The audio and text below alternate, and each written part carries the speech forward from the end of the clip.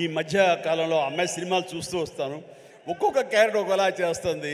ఒక్కోసారి నాకే భయం వేస్తుంది, ఏంట్రా బాబు అని చెప్పేసి. అంత పవర్ఫుల్గా చేస్తుంది. ఈ కేటగిరీలో మనకి ఇంత యంగ్ అమ్మాయిలు అలాంటి పవర్ఫుల్ క్యారెక్టర్ చేసేవాళ్ళు ఎవరు లేరు. ఒక కొత్త జోనర్లో కొత్తగా ఉంటుంది. అండ్ ఇలాంటి వరలక్ష్మి లాంటి ఆర్టిస్టులు చూసిన తర్వాత కొన్ని క్యారెక్టర్స్ క్రియేట్ చేయబడతాయి. సో అదే అన్నాను, చెన్నైలో ఉన్నావా, ఇక్కడ ఉన్నావా వరలక్ష్మి అంటే ఇక్కడే ఉన్నాండి, ఇక్కడే ఉన్నామా, నీకు బోల్డ్ అవకాశాలు వస్తాయి కాబట్టి తెలుగు ఇండస్ట్రీని హక్కు చేర్చుకుంటుంది, పైగా తెలుగు అమ్మాయి కాబట్టి అని చెప్పాను. So all the very best, all the very best అమ్మ, గాడ్ బ్లెస్.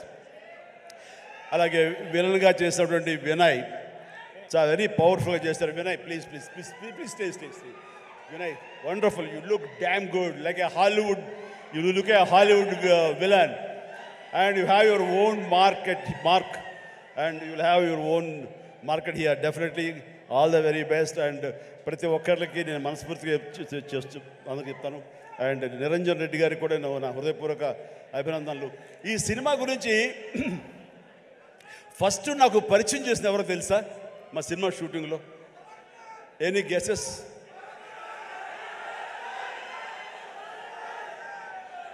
Getup scene.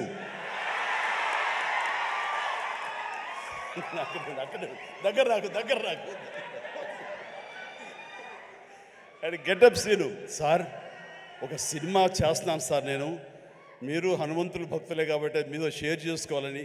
ఏం సినిమా, ఎవరు? మన తేజ తెలుసు కదండి, తేజ చేస్తున్నాడు, ఇలా ప్రశాంత్ అని డైరెక్టర్, ఏమండి భలే ఉంది అని చెప్పి సినిమా గురించి సినిమా గురించి చెప్తాడేమో అనుకుంటే తను తన గెటప్ తన క్యారెక్టర్ గురించి చెప్తూ వచ్చాడండి. మొదటి వరకు బాగుంది, తర్వాత నిన్ను ప్రమోట్ చేసుకోవడం నాకు కొంచెం ఇంకా బాగుంది. సో అంటే ఒక సినిమాలో బాగుంది అంటే ఏ క్యారెక్టర్ ఇచ్చినా సరే అది అంతగా అలరిస్తుంది అని ఆ సంతోషం నాతో పంచుకోవడం తెలుస్తుంది. అదో చెప్పునే విధానం బట్టి ఆ సినిమా ఎంతగా అతనికి ఆకట్టుకుందనడానికి ఏదో చిన్న మచ్చుతునక. అండ్ ప్రతి ఒక్కరికి, అటు కెమెరామెన్ గారికి,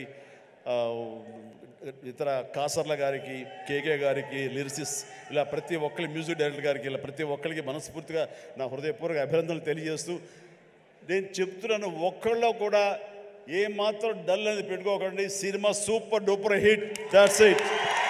జై హనుమాన్, జై హింద్.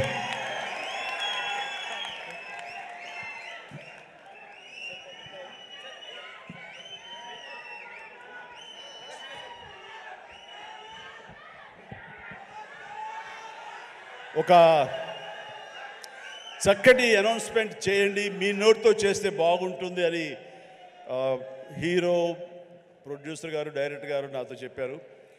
ఈ సినిమా రామమందిరం అన్నది ఇదే సమయంలో అక్కడ రావటం, దానికి మా అందరికీ ఆహ్వానం రావటం, రేపు 22వ తారీఖు మేము అక్కడికి వెళ్ళేందుకు అన్ని రకాలుగా సంసిద్ధం అవటం, ఇవన్నీ కూడా ఒక శుభ పరిణామం. ఆ సందర్భంగా వీళ్ళు ఏమన్నారంటే, మా సినిమా ఆడినన్న రోజులు వచ్చే కలెక్షన్స్లో ప్రతి టికెట్ పై 5 రూపీస్ రామమందిరం అయోధ్యకి ఇవ్వడం కోసం సమాయుత్తం అయ్యాడు అని చెప్తుంటే ఇది వండర్ఫుల్ అండి. మీ యొక్క స్వకార్యంతో పాటు దైవ కార్యానికి కూడా మీరు నడుము బిగించినందుకు ఆశీస్సులు నిండుగా ఉంటాయి. ఈ సమయంలో ఎవరు ఇతోధికంగా ఎంత ఇచ్చినా సరే డెఫినెట్గా ఇది ఒక బృహత్కర కార్యక్రమం, చరిత్రలో నిలిచిపోయేటటువంటి ఘట్టం ఈ రోజున రామమందిర నిర్మాణం. కాబట్టి మీ యొక్క ఆ పుణ్యం కూడా మీకు దక్కుతుంది, మీ అందరికీ అది వరం అవుతుందని కోరుకుంటూ విజయాన్ని సాధిస్తుంది అంటే ఎలాంటి సందేహం లేదు. God bless you all.